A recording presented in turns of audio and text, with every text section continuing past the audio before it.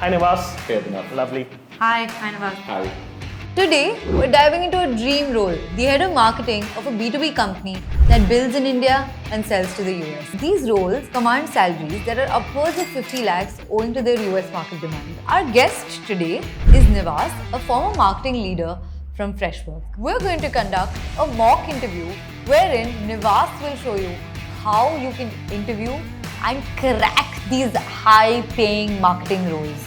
So listen, watch closely and learn. You are interviewing for the head of marketing position for an AI startup. The startup is actually backed by a bigger organization that has a software play, has significant presence in the US. We also have certain clients for the AI wing because of the pre-built relationships. And you are coming in to actually lead the US GTM for this AI startup exclusively. Now, what's happened in the last couple of days is there's been a data breach at one of the early adopters of our solution. It's a big company, it's a tech giant, it's in the consumer space in the US, so very visible to the media.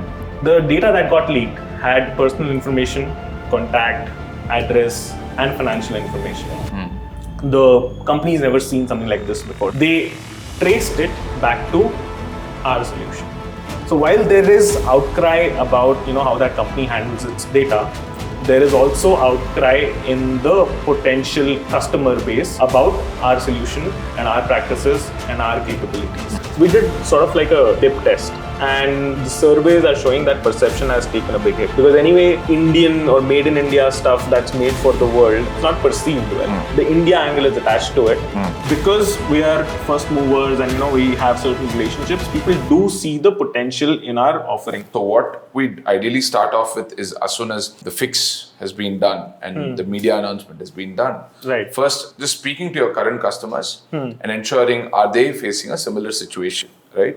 So that is where you are going to need a lot of your current customer love to be able to say, okay, you know what, this was a one-off situation, this occurred, but the brand or the company has not necessarily impacted anyone else. Like, Innovatech is not necessarily impacting any of our other customers. But you're on the verge of losing tech giant. Right. So we will also make a statement that, hey, you know what, we own up to that mistake.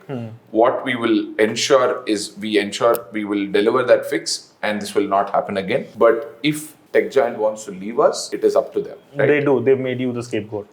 Right. So if that is the case, absolutely fine. We will ensure that they are leaving smoothly with all data being relieved without any holding of data or things like that. Not that we ever held to data, but ensuring they have a smooth transition to someone else they want to implement or any of that sort. They've given you a stamp of credibility, essentially. Right. Like working with them has given you a stamp of credibility. Right. It's taken away now. Right. And in fact made it worse than not having them, right? Right. How do you rebuild the trust long term? Forgetting the past on the glitch that has occurred, just going future heavy with privacy and security first will always help. Right? Like, so let's say you go to a large conference, and if you are able to spend on that, then I would say, let's position ourselves as a secure AI offering, right? Like, and change the messaging a lot more on the website. Now upgraded While with, sticking to the same brand name. I don't think we should change the brand name for some time, unless and until we know that, oh, you know what, people are getting confused of the offering. One thing that we could give a shot, depending on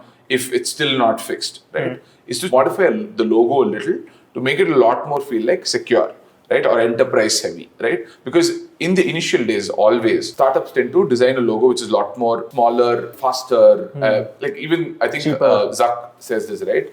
Move fast, break things. Yeah. Whereas now he'll be like, move fast with stability, right? Because you cannot be breaking as many things as you want today. So that's very, very critical. So ensuring you scale all of your efforts around, say, getting all the relevant case studies, getting all the customer testimonials to ensure your customers are feeling that way.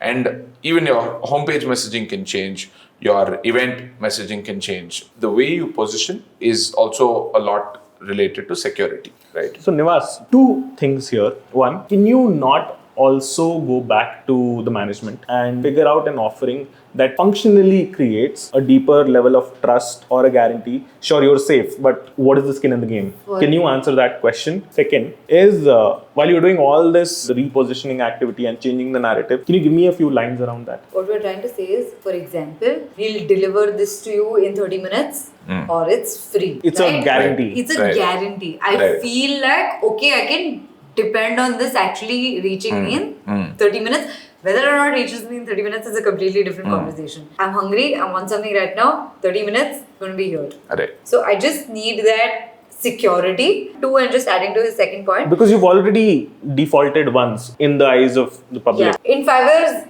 whether or not people relate your line to this incident or not is separate, but you're seen for this. Got it. 1. 2, can we think more campaign, from a campaign perspective? What would the campaign say? Give us examples for the campaign. What would it say? Paint a picture. Paint a picture, yeah. First, the assumption generally is, hey, software or SaaS or any offering is always meant to be that. It should guarantee, irrespective of the breach that has occurred in the past. The definition is, hey, it will take care, right? Now that it hasn't and it has done that, fix would ideally solve for it. But again, this will involve a discussion with the management and the leadership and product engineering, saying, hey, how can we, is it entirely foolproof? If this is bound to occur, right? Like in any format, what is our guarantee or what is how are we going to play skin in the game, right?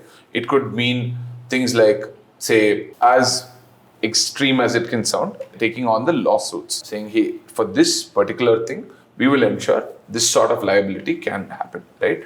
One of the things that we've done is ensuring, like, let's say, if you're not able to save so much time, right? Or save so much resources, we can even do something called a money back guarantee, right?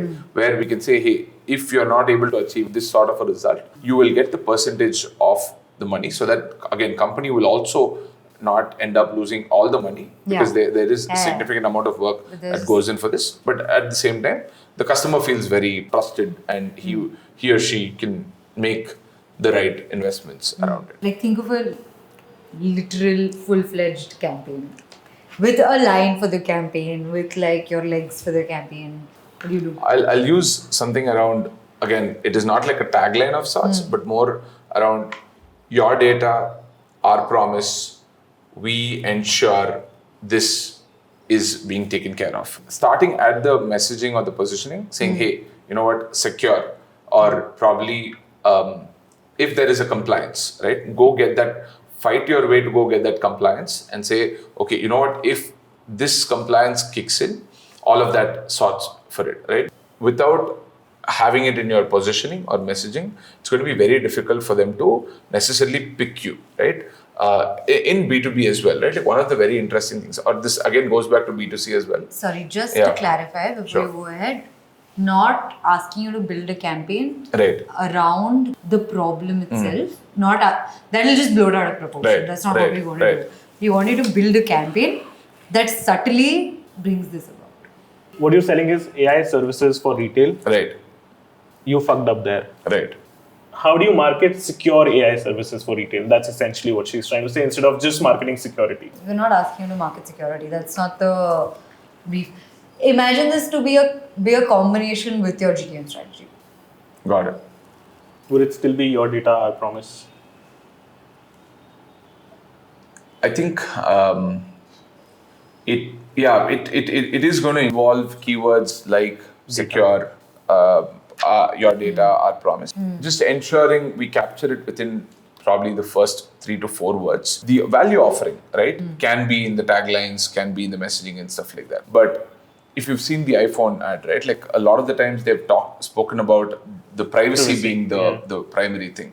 Not that they don't have other features, right? Like, they have like a shit ton of other features. Consumer clearly knows that, hey, you know what, when you go to another X brand, privacy is probably not being valued enough. So you put the differentiator in here. For us, if that's going to be, because we've faced that, people are going to remember, right? Like, obviously there is going to be some level of memory. So when we say that, we'll have to be bold and confident of making that statement as well. Otherwise, we're going to make a fool of ourselves. Now, what we'll do is we'll keep the brand crisis aside and we want to talk a little bit about how you would approach the GTM in general. So, working with limited budget, how would you approach the GTM? Obviously, once we communicate this data breach to customers as well as larger customers, right? The intention was also, given our limited budgets from a marketing budget standpoint, cross-selling first to the parent company's customers, one of the first steps, right? And also just ensuring that current customers of our AI value offering are not seeing the pinch of that data breach and are not considering churning, right? So if that is ensured, we'll at least be at a stable revenue instead of us trying to, if I keep bringing in more revenue but people are going to be churning, that's not going to necessarily help the company, because every customer you bring in, the customer acquisition cost is also very, very high. So these would be the first few ways of taking a more of a $0 marketing approach. Probably there's the emailing costs and stuff like that, but without necessarily spending on ads or say any sorts of paid mechanism. Then I think it is also depending on the category that we're playing in. I'll first look at the data set of the current customers.